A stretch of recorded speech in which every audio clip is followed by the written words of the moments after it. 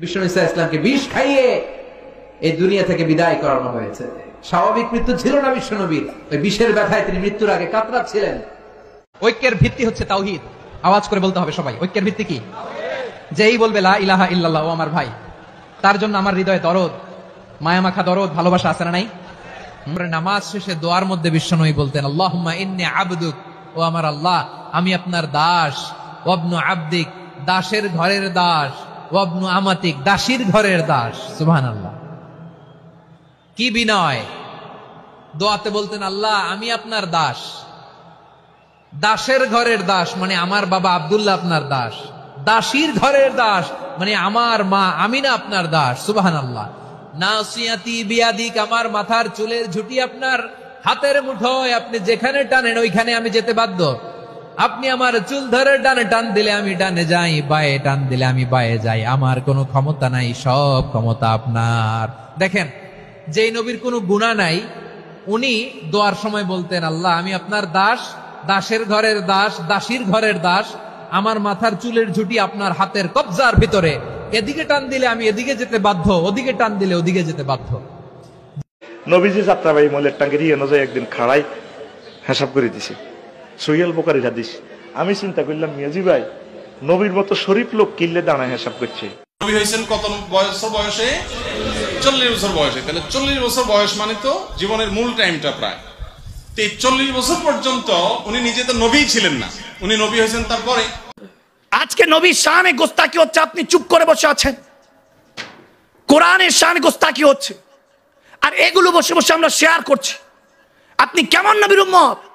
যে বেয়াদবি করেছে, আপনি কিভাবে, আপনার আঙ্গুল কাঁপলো না এই কথাগুলি আরেকজনের কাছে পৌঁছানোর জন্য? কোরআনের বুকের মধ্যে কেউ পা রেখেছে নাউজুবিল্লাহ, সেটা আপনি পোস্ট করছেন, তীব্র নিন্দা জানান। কিসের নিন্দা আপনার? আমার আল্লাহ বলেছেন, যদি পারো তাদের গর্দান উড়িয়ে দাও। আর যখন এটা পাচ্ছেন না, তাহলে এই খারাপ কিছু কেন প্রকাশ করবেন, মানুষের কাছে জানাবেন। এগুলোকে ব্লক মেরে যেটা প্রকাশ করেছে তাকে একটা গালি দিয়ে বলবেন যে এগুলো কেন প্রকাশ করেছো, কিসের নিন্দা? লাগলে তার ঘরে গিয়ে তার আগুন জ্বালিয়ে দাও, তার ঘর, তার গর্দান উড়িয়ে দাও। তার এই দুনিয়াতে বাঁচার কোনো অধিকার নাই। না পারলে ইগনোর করুন, ভালো কিছু প্রচার করুন, কোরআন সুন্নাহর কথা প্রচার করুন। আমার নবী শান ও আজমাত কি বুখারী, মুসলিম শরীফ, তিরমিজি, নাসাই, সিয়াসি, তার কিতাব কোরআনের কথা কি কম পড়ে গিয়েছে নাকি যে এগুলো নিয়ে কথা বলতে হবে? যারা আল্লাহ রাসূলের সাথে গাদ্দারি করবে, কোরআনকে নিয়ে অবমাননা করবে, আল্লাহর ইজ্জতের কাছে আল্লাহই গজব দিয়ে এদেরকে ধ্বংস করে দিবে। এটার জন্য আমি বলেছিলাম, কিন্তু আমাদের অনেকে ভুল বুঝেছে যে মনে হয় মাদানী সাহেবরা কিনে ফেলছে। আমি বললাম, সৈয়দ জাদা আমি ওয়ালা ফখরা, আল্লাহ অহংকার থেকে হেফাজত করুন।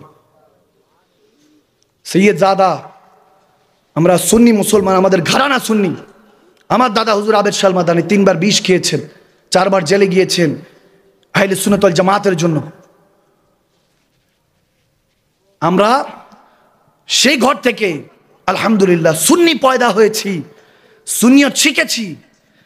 সুন্নিয়ত মানতে মানতে নবীর প্রেম, আহলে বায়াতের প্রেম, সাহাবায়ে রাসূলদের আদর্শ, ওলি আল্লাহদের মহব্বত বুকে ধারণ করতে করতে বড় হয়েছি। এই রক্তকে খরিদ করা এত সহজ না, এই রক্তকে খরিদ করা এত সহজ না।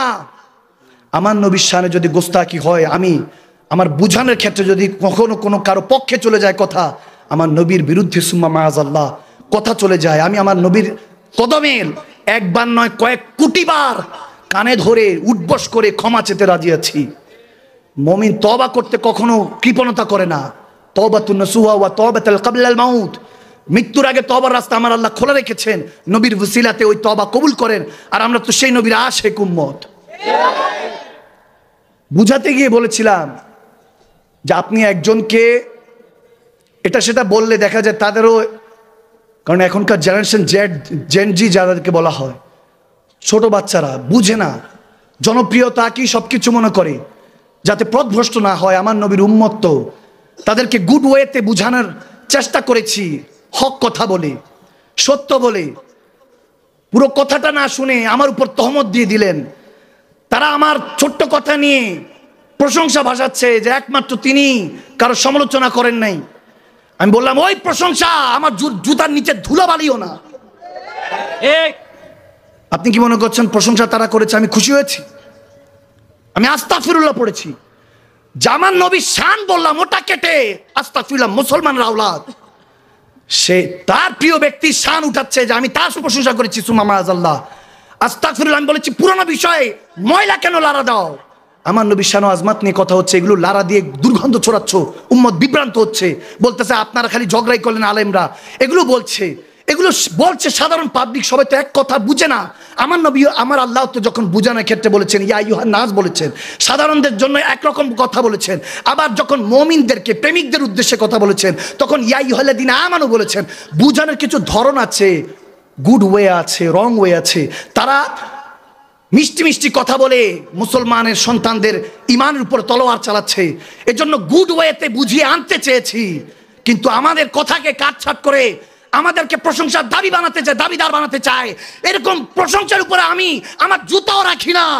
আর যদি কেউ আমার নবীর শানে গোস্তাকি করে তাদেরকে আমরা কখনো ছাড় দিয়ে কথা বলি না।